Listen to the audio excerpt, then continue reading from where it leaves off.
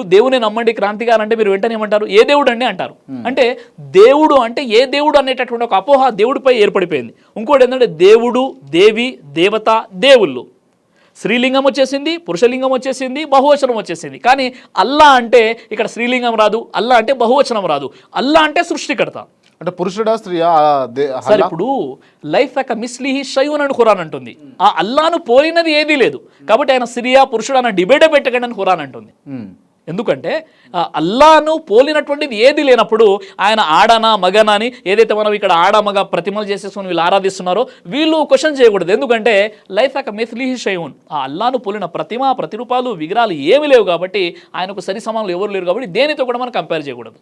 సిరాజ్ గారు క్లియర్గా చెప్పండి, ఔరంగజేబు, అక్బర్ లాంటి వాళ్ళు క్లియర్గా హిందూ మతానికి సంబంధించినటువంటి వేదాలు లేకుండా చేసిర్రు. దాని కారణంగా ఇవాళ పాఠ్యపుస్తకాలలో వేదాలు లేకుండా విద్యార్థులు చదువుకోకుండా హిందూ మతం నేర్చుకోకుండా చేసినటువంటి ఘనత ఔరంగజేబుది, అక్బర్దే అని అంటే మీరేమంటారు?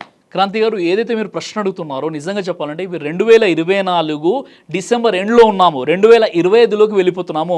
రాబోయే 2025లో అతిపెద్ద జోక్ ఏదైనా ఉంది అంటే ఈ విషయం అని మనం చెప్పవచ్చు. ఎందుకంటే నిజంగా వేదాలు చదవకుండా చేసింది ఎవరండి? వేదాలు చదవకుండా చేసింది మన బ్రాహ్మణ పండితులు. మనుస్మృతి గ్రంథం ఏమంటుంది? మనుస్మృతి గ్రంథం 4వ అధ్యాయం 99వ మంత్రాన్ని మీరు చూడండి.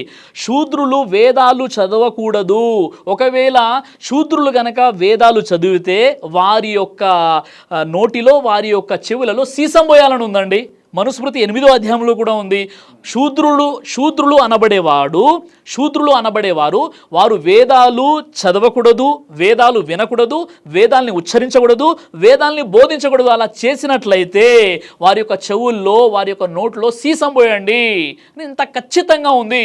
కాబట్టి కేవలం ఇది నేను చెప్పడమే మాత్రమే కాదు, యూట్యూబ్లో కూడా కొన్ని వందల వీడియోస్ ఉన్నాయి, మీకు గూగుల్లో కూడా చాలా ఇన్ఫర్మేషన్ దొరుకుతుంది. నిజంగా వేదాలను చదవకుండా వేదాలను తమ పాఠ్య పుస్తకాలలో లేకుండా చేసింది ఎవరంటే ఆనాటి బ్రాహ్మణులు. అందరిని అనట్లేదు నేను. కాబట్టి ఈరోజు చాతుర్వర్ణాల వ్యవస్థ ఏదైతే ఉందో, బ్రాహ్మణులు, క్షత్రియులు, వైశ్యులు, శూద్రులు, ఈ సిస్టమ్ మొత్తం తీసుకొచ్చింది ఎవరండి? ఆనాడు అసలు హిందూ సోదరుల్లో ఎవరైతే దళిత సోదరులు ఉన్నారో, ఎవరైతే మనకు శూద్రులుగా పరిగణించబడుతున్నారో వారిని హీనంగా చూసేవారు. కుక్క కంటే హీనంగా చూసింది ఎవరండి? ఎవరైనా ముస్లింలా? ఎంత పెద్ద దారుణమైనటువంటి విషయం ఏంటంటే చరిత్రపై కనీస అవగాహన లేనటువంటి వారు కల్పించినటువంటి ఒక పెద్ద అభాండం. మీరు చెప్పారు అక్బరు అని, ఔరంగజేబు అని. నిజంగా చెప్పాలంటే ఈరోజు టిప్పు సుల్తానే మీరు తీసుకున్నట్లయితే దాదాపుగా టిప్పు సుల్తాన్ పరిపాలనలో 150 మందిరాలకు తన సొంత ఖర్చులు ఉండే ఆయన నిధులు ఇచ్చేవారు.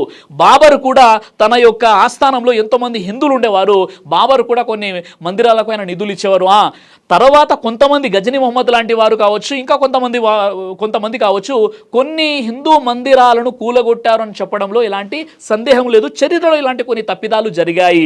కానీ హిందూ శాస్త్రాలను కానీ హిందూ వేదాలను కానీ చదవకుండా ముస్లిం రాజులు చేశారు అంటే ఇది చాలా పెద్ద అభాండము, పచ్చి అబద్ధం తప్ప ఇందులో ఎలాంటి సత్యము లేదు.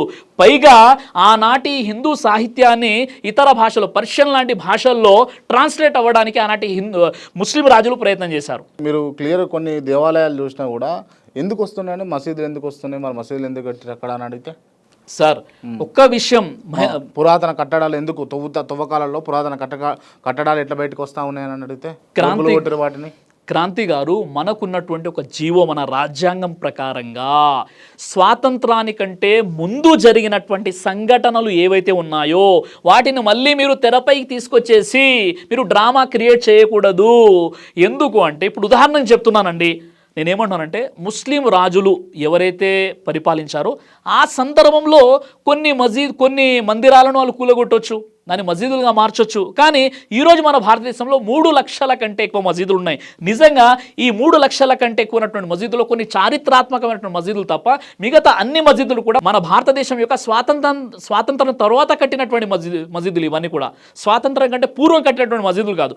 మరో విషయం ఏంటంటే, ఇప్పుడు ఉదాహరణకి చెప్తున్నానండి, ఇప్పుడు మీరు ఒక హిందూ, నేను ఒక ముస్లిం, మనం కలిసి మంచిగా అన్నదమ్ముల జీవితం గడుపుతున్నాం, ఫాలో అవుతున్నారు, నా మతాన్ని నేను ఫాలో అవుతున్నాను. ఇలాంటి తరుణంలో ఎవరో ఒక మతోన్మాది లేదా ఎవరో ఒకరు విష ప్రచారం చేసేసి ముస్లింలు ఫలానా మసీదులో ఆరాధన నమాజ్ 5 పూటల నమాజ్ చదువుతున్నారు కదా, 5 పూటల నమాజ్ ముస్లింలు చదువుతున్నారు, ఆ మసీదులో ఆ మసీదు ఏదైతే ఉందో అది ఒకప్పుడు హిందూ మందిరాన్ని కూలగొట్టి కట్టారు అని ఇలాంటి విషబీజాల ద్వారా మనం ఎవరు చేస్తున్నది అంతా? ఇప్పుడు ఎవరు చేస్తున్నారంటే ఇప్పుడు సోషల్ మీడియాల ద్వారా మనం చూస్తున్నామండి.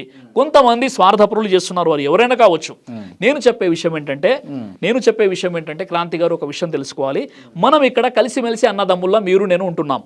అయితే మనం ఉంటున్నప్పుడు ఎవరైనా ఇప్పుడు మీ ఇంట్లో మీరు ఉంటున్నారు, నా ఇంట్లో నేను ఉంటున్నాను, ఎవరు వచ్చేసి మీకు చెప్పారు ఇప్పుడు బ్రదర్ సిరాజ్ ఉంటున్నటువంటి ఇల్లు ఏదైతే ఉందో 400, 500 లేదా 700 సంవత్సరాల క్రితం మీ తాత ముత్తాతలని ఎవరైనా మీరు చెప్పేస్తే మీరేం చేస్తున్నారు నా దగ్గరకు వచ్చేసి ఇల్లు కాల్ చేయరా బాబు అంటున్నారు. ఇది ఎంతవరకు ధర్మం అండి?